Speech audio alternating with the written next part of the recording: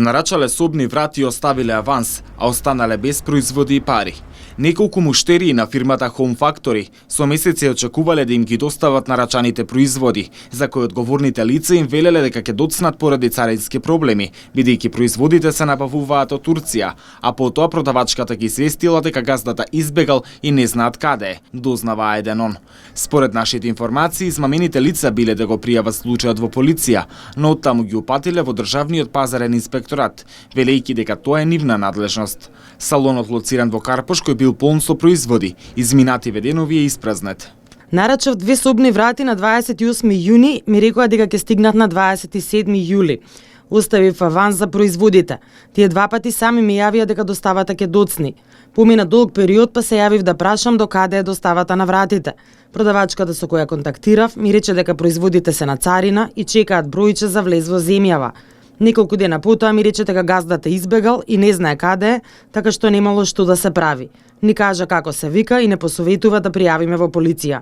Откако во полициската станица во Карпош не ја завеле пријавата на измамената муштерика, таа пријавила во пазарната инспекција. Оттаму вела дека не можат да дадат информации колку пријави се доставени до нив за оваа фирма. Извори за А1 велат дека изминати веденови, вкупно 3 лица поднеле пријави до пазарната инспекција.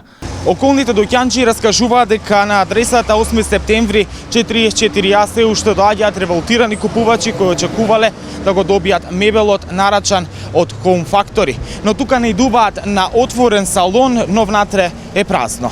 Има остатоци од деловодни книги, како и отпад. Пријава за закани во полициската станица Карпош поднела и продавачката на салонот, која контактирала со купувачите. А1 се обиде да стапи во контакт со неа, но таа не одговараше на нашите пораки. Фирмата Home Factory основана во 2017 година. Собственик и управител според Централниот регистар е извесен Муамер Шенгјул, на кого му се губи трага, додека муштериите се ги бараат нарачаните производи или парите. А1 се обиде да исконтактира со него, но безуспешно. Фирмата е должник и во управата за јавни приходи покажуваат податоците до кои дојде А1.